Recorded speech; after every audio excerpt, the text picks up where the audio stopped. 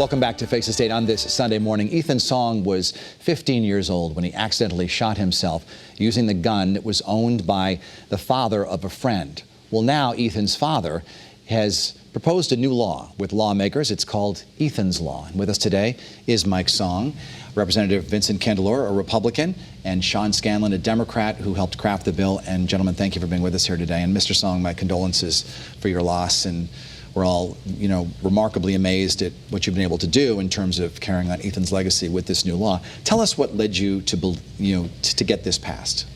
Well, we felt when this happened, you examine it over and over in your mind. It's like a cycle that never ends. And the more we thought about it, it really always came back to safe storage.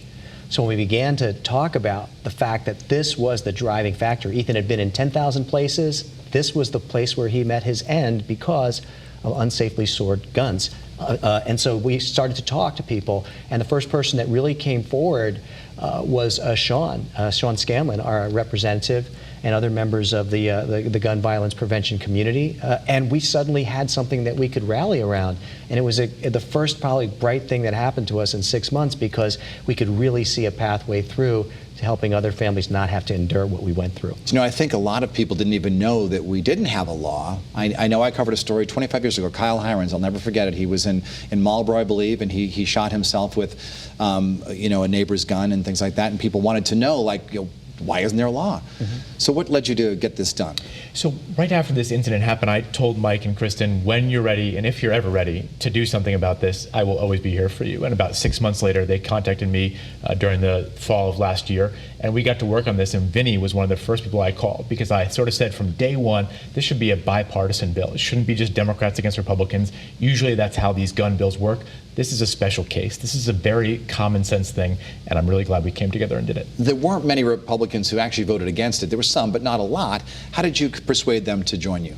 Well, I think the first thing we did is we sat down at the table with Second Amendment advocates and with CCDL, with the Connecticut Citizens Defense League, and came together with trying to figure out how we can improve our safe storage laws and accomplish the goals we want to accomplish and make it reasonable. This law is not a law yet. It's a proposed law, passed the House. Now it goes on to the Senate. What is your message for the senators today? I would like them to look at the upsweep of bipartisanship. I was so choked up when I started to see Vinny coming into this picture and Sean working with him. It's just nice to see today. So I would say this is a really positive thing. It only is going to benefit everybody. It's a deterrent that we hopefully never have to even prosecute someone on this, because people will say, wait a minute, there's a law, I better lock up my guns because I've got young kids in my home. Almost every responsible gun owner that we bump into, including folks from the CCDL, are really passionate about safe storage. We just think putting some consequences along with that will make the compliance with it much higher and save a lot more lives. Have you had any conversations with a lawmaker who said, I just can't support this, and did he or she tell you why? Yeah, we have, and sometimes it has been just a political, for them it might not be politically a good thing for them. We are seeing more and more people saying, wait a second, people do want this. It's one of those issues in this area of gun violence that people are getting behind. So I haven't really heard a great issue. Sometimes people say, well, my constituents say they need to get to their gun real fast. But we've been demonstrating for the last 6 months that the new gun safes are literally like your smartphone. You can open them with one tap of your finger. So that argument's starting to melt away, and we're seeing more and more people excited about this. Representative Scanlon, your colleagues in the Senate, what are they telling you about this, and what's its likelihood or defeat or passage? I expect the margin will be very similar to the House. I think that it'll be overwhelming. There'll be some people that might vote against it, but I think there's broad bipartisan support for this. I know the governor has indicated to the Song family personally that he will sign this bill. So my advice to them is just do this quickly. Let's get this done, and let's show a bipartisan win. What about your Republican colleagues? Yeah, I would agree. I think the votes will be similar. Like I said, we've all worked together on a bipartisan basis. Representative Candelora, did you have someone who voted against it?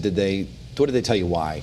Well, I think the issue is it's sort of the unknown. When we're extending this law to unloaded weapons, I think there's a concern that there could be sort of inadvertent liability for people who own a gun.